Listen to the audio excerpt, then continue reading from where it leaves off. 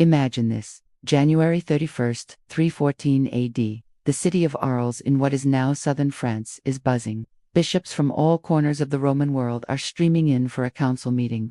But this isn't some secret, underground gathering like the ones Christians were used to. No, this meeting is happening out in the open, with the full backing and support of the Roman Emperor himself, Constantine. Just think about it. Only a year before, Christianity had finally emerged from centuries of brutal persecution. Christians were hunted, their property was seized, and their faith was a crime. Now, in a stunning reversal, they weren't just tolerated, they were being invited into the very halls of imperial power. What caused this sudden change? And why were all these bishops gathering? The core issue was a deep division that threatened to tear the church apart. Down in North Africa, a fiery dispute had erupted. It was all about purity and legitimacy. A group known as the Donatists believed that any clergy who had buckled under the pressure of persecution, those who had renounced their faith to save their lives, were now tainted. They argued these priests could no longer perform valid sacraments, like baptisms or the Eucharist. For the Donatists, moral purity was everything, even if it shattered the unity of the church. But many other church leaders saw this as a dangerous path. They believed this rigid stance would lead to endless splits and fractures, weakening the faith from within. This is where Emperor Constantine stepped in. He was a recent convert to Christianity, and he understood that a divided church could mean a divided empire. He needed stability. So, what did he do? He didn't try to solve the theological debate himself. Instead, he did something revolutionary. He called a council. He summoned the bishops to Arles to debate the issue and come to a collective decision. This single act set a powerful precedent that would echo through Christian history for centuries to come.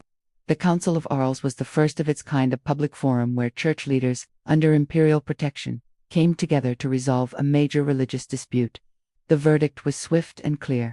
The council condemned Donatism, declaring that the unity of the church was paramount. The personal failings of a priest, they ruled, did not invalidate the sacraments he performed. With this, the authority of councils to decide on matters of faith was firmly established. This moment was an undeniable turning point. For the first time, church leaders weren't just spiritual guides, they were public figures with legal status, growing influence, and the might of the Roman Empire behind them. In return, the emperor gained a powerful new ally, a unified religious institution that could help him manage his vast and often unruly empire. This was the beginning of a complex dance between religion and power.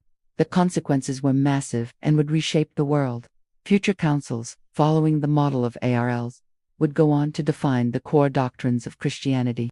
Emperors would continue to involve themselves in religious affairs, sometimes for the better, sometimes for the worse, and Christianity itself would complete its transformation from a persecuted sect to the dominant religion of the Western world. So, January 31st, 314 AD, it wasn't a famous battle or a grand conquest. It was a meeting, a council in a provincial city.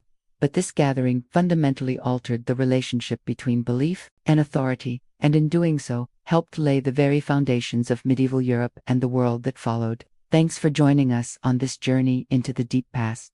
Be sure to subscribe and hit that notification bell so you don't miss our next story. We'll see you tomorrow for another date, another moment in history.